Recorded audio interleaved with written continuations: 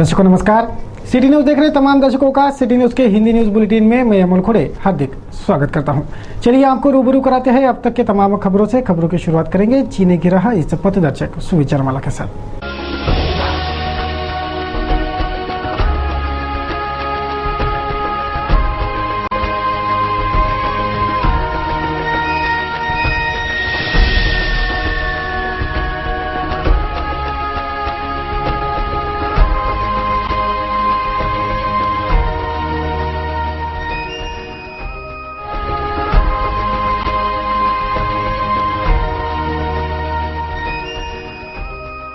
पथदर्शक सुविचार माला जीने की राह के बाद अब बारी है खबरों के श्रृंखला की। सर्वप्रथम नजर डालेंगे सुर्खियों पर।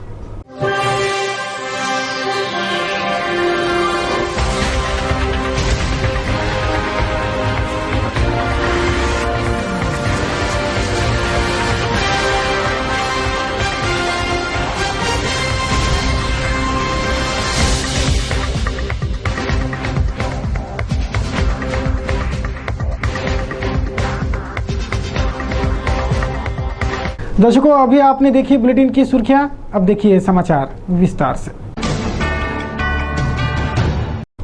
सरकारी अस्पतालों या वैद्यकीय महाविद्यालयों में कार्यरत डॉक्टर अगर निजी प्रैक्टिस करते पाए जाते हैं तो उन पर कड़ी कार्रवाई होगी। हाईकोर्ट ने एक केस के सुनवाई में उक्त आशय के आदेश जारी कर सरकारी अस्पतालों या वैद्यकीय महाविद्यालयों में कार्यरत डॉक्टरों को कार्रवाई से आगाह कर दिया है। हाईकोर्ट ने अब उन डॉक्टरों को आगाह कर दिया है जो डॉक्टर सरकारी अस्पतालों या वैद्यकीय महाविद्यालयों में कार्यरत रहते हुए भी अपने निजी अस्पताल चलाते हैं। सरकारी डॉक्टरों को निजी प्रैक्टिस संबंधी हाईकोर्ट में दाखिल याचिका पर सुनवाई दौरान कोर्ट ने यह आदेश दिए हैं। सरकारी अस्पतालों या वैद्यकीय महाविद्यालयों में कार्यरत रहते हुए भी अपने अपने प्राइवेट दवाखाने अधिकांश डॉक्टरों ने खोल रखे हैं, जिस पर ऐसे डॉक्टरों पर कड़े कार्रवाई के निर्देश भी इस आदेश में तारांकित है। शहर के नवसारी क्षेत्र में युद्ध स्तर पर हुआ अतिक्रमण मनपा के हालिया अतिक्रमण विरोधी कार्रवाई के तहत हटा दिया गया। रातों रात यहां बस्ती बसाने का प्लान युद्ध स्तर पर आकार ले रहा था, लेकिन अब यह जगह फिर खुली कर डाली गई है। शहर के नवसारी क्षेत्र की भूमि पर नई बस्ती बसने जा रही थी। कईयों नागरिक इस जगह पर अवैध कब्जा कर यह जगह हथियाने के होड़ में लगे थे, लेकिन अब यह बस्ती बसने से पहले ही उजाड़ डाली गई है।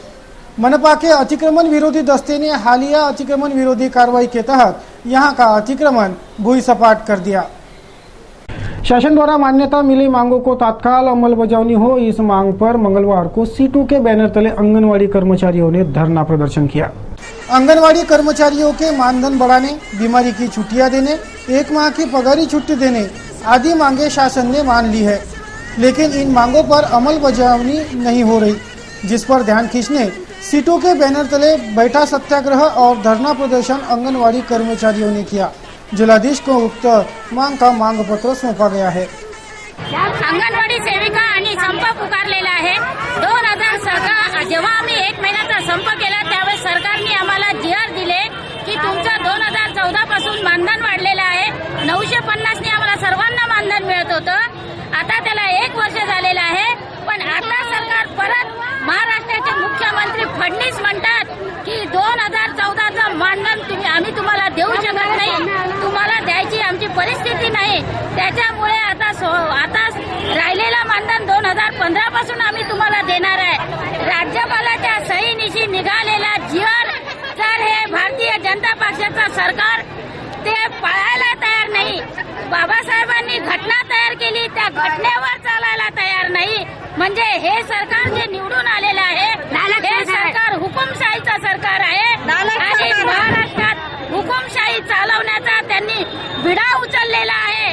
पण सर्वांना माहिती आहे की महाराष्ट्रात ज्या अंगणवाडी सेविकांनी संप केला, 1 महिना अंगणवाड्या बंद ठेवल्या, शासन आमचं काही करू शकलं नाही। शेवटी आम्हाला ते मानधन त्याला द्यावं लागलं, त्याला जीआर काढावे लागले। सरकारी सर्व योजना या अंगणवाडी तर्फे राबवल्या जातात आणि त्याच्यामुळे एवढी इमर्जन्सी स्कीम असून सरकार त्याच्याशी अशी फेरबदलाई करत आहे। तर या सरकारला आता आम्ही 24 तारखेला परत मुंबईला आझाद मैदानात जाणार आहे, पूर्ण दिवस संप करणार आहे आणि या सरकारला जागृत करून आमचं मानधन आम्ही हाती घेतल्याशिवाय वापस येणार नाही। अभी एक ब्रेक के लिए रुकेंगे, ब्रेक से लौटेंगे तो देखेंगे कुछ और खबरें। बने रहिए सिटी न्यूज के साथ। ब्रेक के बाद खबरें और भी हैं।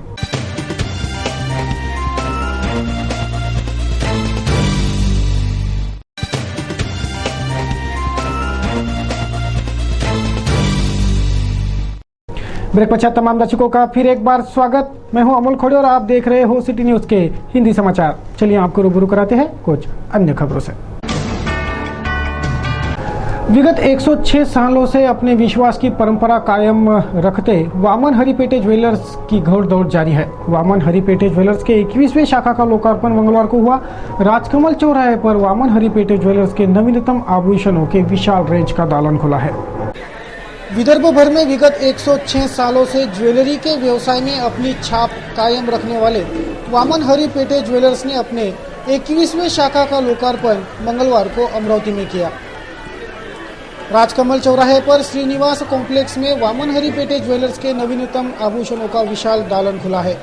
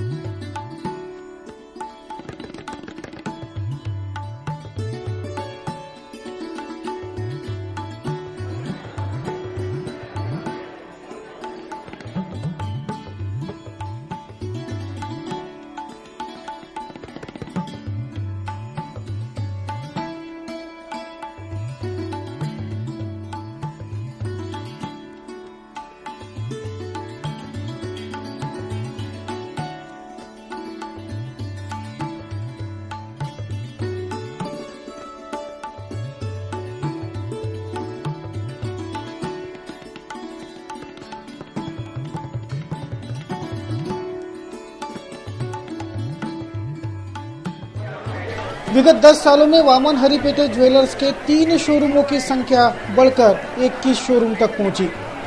ज्वेलरी के व्यवसाय में विश्वास और शुद्धता के बल पर ही यह सब संभव हो पाया, ऐसा इस शोरूम के उद्घाटन पश्चात वामन हरिपेटे ज्वेलर्स के भागीदार संचालक आशीष पेठे ने बताया। 17 मार्च 2015ला वामन हरिपेटे ज्वेलर्स आमचं अमरावतीमध्ये आमचं 21वे दालन सुरू झालेलं आहे। आम्हाला अतिशय आनंद होतोय की आम्ही अमरावती नगरामध्ये आमचं दुकान करू शकलो आणि 21वे दुकान आमचं अमरावतीत विदर्भात होत आहे।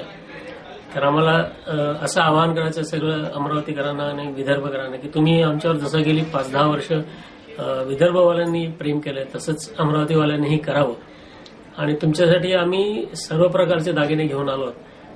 सोनं, चांदी, प्लॅटिनम, हिरे, मोती सर्व प्रकारचे नाविन्यपूर्ण तसेच पारंपरिक असे दोन्ही प्रकारचे दागिने आमचे काही स्पेशल कलेक्शन्स आहेत ती घेऊन आलोय। तर ते येऊन त्याचा नक्की तुम्ही आनंद घ्यावा।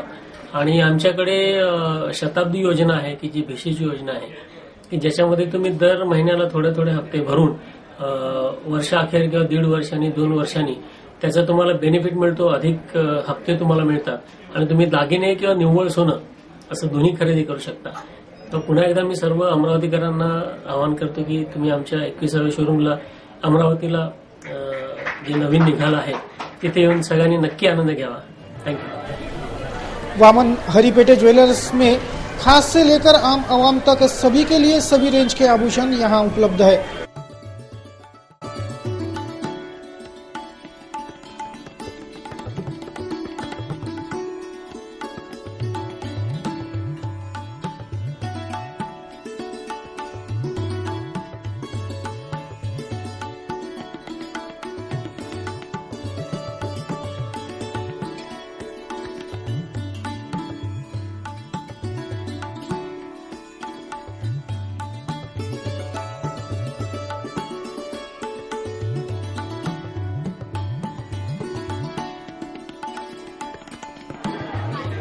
सोना खरीदने की सुलभ योजनाएं भी है। बदलते समयानुरूप सब कुछ बदलते रहता है, जो सभी को पसंद आएगा, यह विश्वास भी संचालकों ने इस वक्त व्यक्त किया।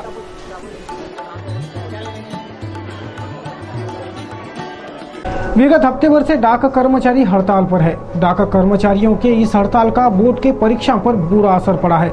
बोर्ड के पेपर और उत्तर पत्रिकाएं डाक से ही लाई जाती है या भेजी जाती है। लेकिन डाक कर्मचारी हड़ताल पर रहने से यह नियोजन बुरी तरह से गड़बड़ा गया है। एक और 10वीं 12वीं बोर्ड की परीक्षा शुरू है, दूसरी ओर हफ्ते भर से ज्यादा का समय हो गया सारे डाक कर्मचारी हड़ताल पर है। डाक कर्मचारी हड़ताल पर रहने से डाक सेवा बुरी तरह से चरमरा गई है। सबसे बड़ा और बुरा असर इस हड़ताल ने बोर्ड के परीक्षा के नियोजन को पहुंचाया है। बोर्ड के पेपर डाकघरों से परीक्षा सेंटरों तक पहुंचाने वाले डाक कर्मचारी हड़ताल पर रहने से खासी मशक्कतों का सामना करना पड़ रहा है। उधर उत्तर पत्रिकाओं के गट्ठे भी डाकघरों में ही अटके पड़े रहने से इन उत्तर पत्रिकाओं की जांच की प्रक्रिया भी लंबित हो गई है। डाक विभाग के इस हड़ताल का तत्काल हल ना निकला तो बोर्ड के निकालों के तिथि का नियोजन भी इससे प्रभावित होने की पूरी संभावना है।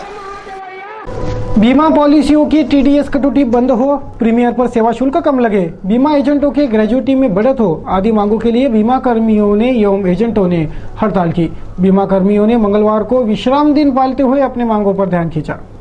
भारतीय बीमा निगम में कार्यरत life insurance agent federation of India के स्थानीय इकाई ने मंगलवार को विश्राम दिन का ऐलान किया था, जिसके तहत कर्मचारी एजेंटों ने काम बंद हड़ताल की।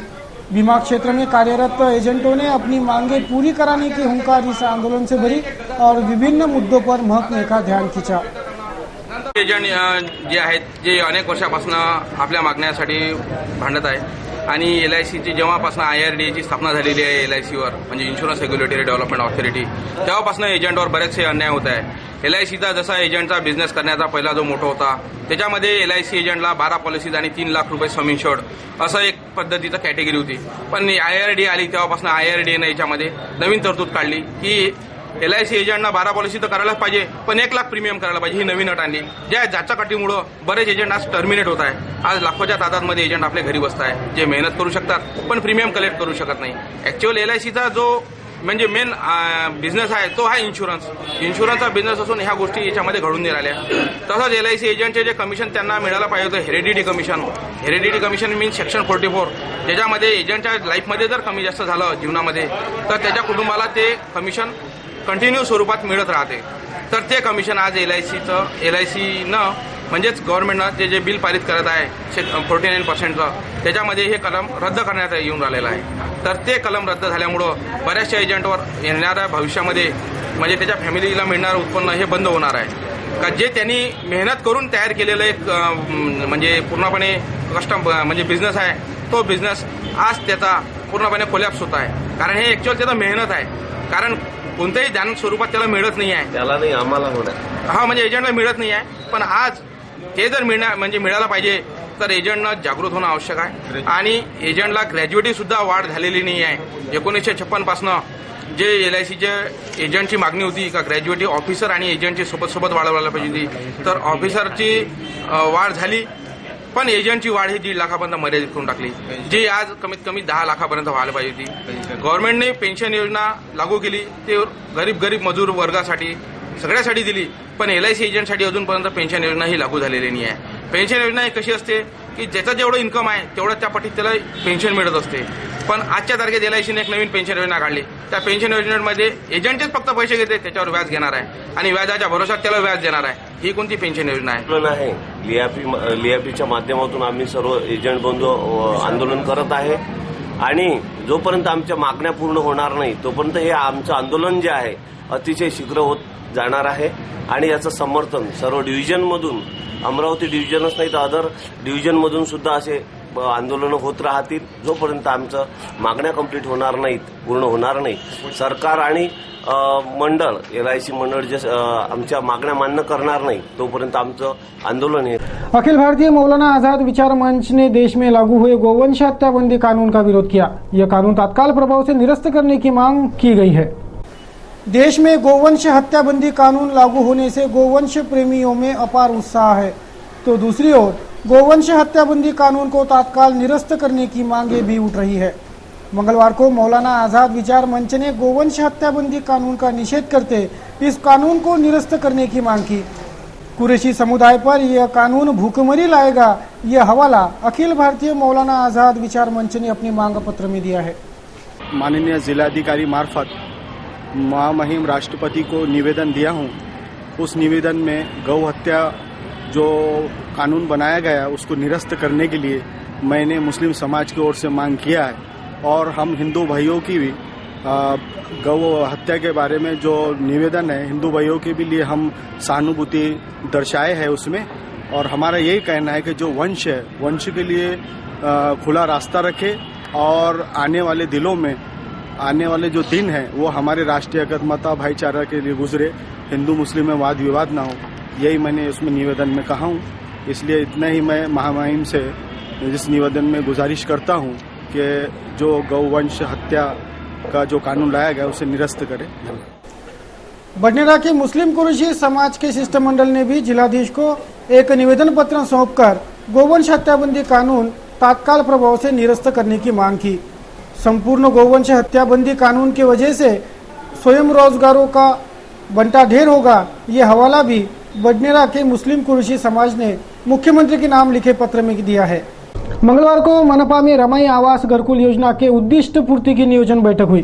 बैठक में 732 घरकुलों के लाभार्थियों में निधि का वितरण हो गया है। जल्द ही 500 घरकुलों को भी मंजूरी मिलने वाली है। मंगलवार को मनपा में निगमायुक्त डोंगरे, उपायुक्त वाघमारे, सहायक आयुक्त डीडी किसके, गुट नेता गोंडा ने शहर अभियंता मेश्राम आदियों की मौजूदगी में रमाई आवास घरकुल योजना के उद्दिष्ट पूर्ति की समीक्षा बैठक हुई। अब तक 732 घरकुलों के निधि वितरित हुए हैं। 500 नए घरकुलों को जल्द ही मंजूरी देकर निधि का वितरण किया जाना है। 2 दिनों में यह निधि वितरित कर दिया जाएगा। यह जानकारी भी निगमायुक्त ने दी। शासन से प्राप्त 40 करोड़ के निधि से 25 करोड़ का निधि खर्च हो चुका है। बचे 15 करोड़ रुपए भी आगामी 2 दिनों में लाभार्थियों में वितरित कर दिए जाएंगे। केंद्र शासन पुरस्कृत अपंग समावेशित शिक्षण योजना में कार्यरत शिक्षकों के वेतन नियमित रूप से हो और समय पर हो तथा इन शिक्षकों के पदों को सुरक्षित करने की मांग करते शिक्षण उप संचालक दफ्तर के बाहर 20 से ज्यादा शिक्षक भूख हड़ताल कर रहे हैं। मांग पूरी होने तक भूख हड़ताल करते रहने का दावा इन आंदोलक शिक्षकों का है। मागील 3 वर्षापासून आमचे जे वेतन आहे ते प्रलंबित ठेवले असून अजूनही कुठल्याच प्रकारचे नियमित वेतनाची बाब ही शासनानं किंवा प्रशासनानं केलेली अद्यापपर्यंत तरी दिसून येत आलेली नाही आणि त्याच्या संदर्भात आम्ही मागील 2 वर्षापासून सतत वेळोवेळी निवेदन, विनंती तसंच भेटी आणि निदर्शने सुद्धा केली आहेत, तरी त्या संदर्भात कुठल्याच प्रकारची बाब झालेली दिसून आलेली नाही। सोबतच याच्या उलट वेगवेगळ्या प्रकारच्या तपासणीचे सत्र लावून आमची कुटुंबांना आणि आम्हाला त्यांनी छळवलेलं आहे आणि न्याय दिलेला नाही। त्यासाठी आज आम्ही शेवटचा पर्याय म्हणून आमरणासाठी बसलेलो आहोत। नांदगांव पेट के सोफिया पावर प्लांट से निकलने वाले राख के दाम 50 रुपए ट्रक से सीधे 7,000 रुपए ट्रक कर दिए गए, जिस पर सुधीर सूर्यवंशी ने आपत्ति दर्ज कराई है। छोटे व्यावसायिकों के धंधे बंद करने पर यह रतन इंडिया कंपनी तुली है, ऐसा कहते कंपनी पर वादा खिलाफी के आरोप भी लगाए गए हैं।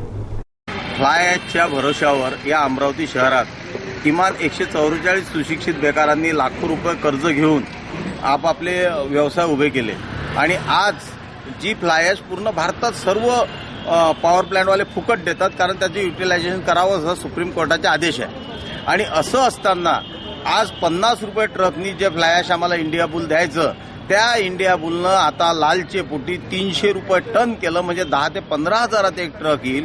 आणि 15 हजारात जर ट्रक आला तर आम्ही वीट काय 10,000 रुपये हजार जर विकली तर अकोल्यावाला, नागपूरवाला, वर्धेवाला अमरावती 4,000 वीट विकेल। म्हणजे आम्हाला आमचे कारखाने बंद करून सर्व लेबर, आमचे जेवढे मजूर आहेत तेवढे सर्व बेकारीत येऊन जातील, त्यांना काम धंदा राहणार नाही आणि लाखो रुपये कर्जात आम्ही बुडाल्याच्यामुळे आत्महत्येशिवाय आम्हाला पर्याय राहणार नाही। आज आम्ही सन्मान्य रतन इंडियावाल्यांनाही सांगितलं, जर जीवन मरणाचा आमचा प्रश्न येत असेल तर आम्ही आता हे आंदोलन मागे घेणार नाही, त्यासाठी काही होऊ देत। आणि कलेक्टर साहेबांना आज निवेदन देऊन सांगितलं, आता आंदोलन आम्ही आमच्या मार्गानं करू। बाहेरून येऊन इथं जर करोडो रुपये कमावत असेल आणि आज आमच्या जमिनी पण त्यात गेल्या आहेत, रेल्वेच्या ह्याच्यात पण आमच्या जमिनी गेल्या आहे, असं असताना आमच्या भरशावर जो कारखाना उभा राहते आणि तो जर आज आमचा जीव घेऊ पाहत असेल तर आम्ही त्याला कारखाना चालू देणार नाही। जे आता आंदोलन होईल यापुढे आता सुरू होईल, त्यासाठी जे काही करावं लागेल आणि जे काही त्याचे वाईट परिणाम होतील ते पूर्णपणे परिणामाला जबाबदार रतन इंडिया राहील, रतन इंडिया कंपनी राहील, त्याचे अधिकारी राहतील। महानगर में श्री गणगौर शोभा यात्राओं के आयोजन सिलसिलेवार रूप से संपन्न हो रहे हैं। श्रद्धालु भक्तिभाव से यह गणगौर उत्सव मना एक नजर डालेंगे आज के कार्टून कोना पर, देखेंगे कि आज हमारे कार्टूनिस्टों ने किस वस्तुस्थिति को व्यंग्यवानों के निशाने पर रखा है।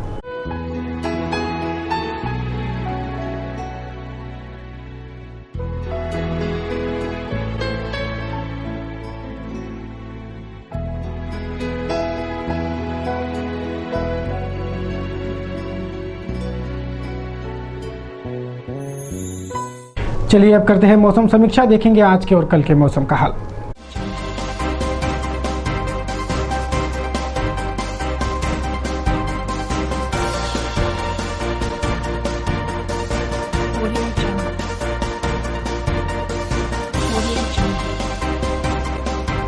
मंगलवार को शहर का अधिकतम तापमान 35 डिग्री, न्यूनतम तापमान 19 डिग्री सेल्सियस रहा। बात करें बुधवार की, तो बुधवार को शहर का अधिकतम तापमान 34 डिग्री और न्यूनतम 18 डिग्री रहेगा।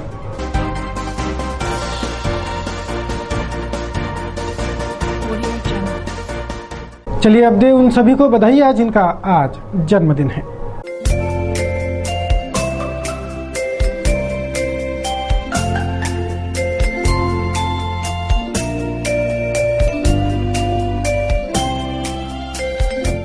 तो दर्शकों, अब तक के इस बुलेटिन में बस इतना ही। बुलेटिन में एक बार फिर नजर सुर्खियों पर।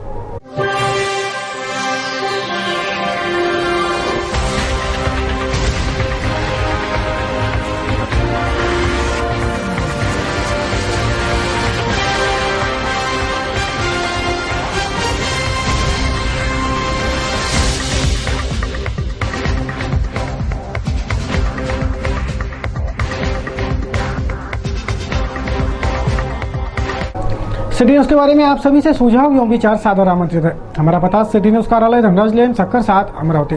हमारा दूरभाष क्रमांक 2570-326। हमारी वेबसाइट www.citynews.net.in। ताज़ातरीन खबरों के लिए देखते रहिए अमरावती का number 1 news channel city news. तब तक के लिए मुझे दीजिए इजाजत। जय हिंद।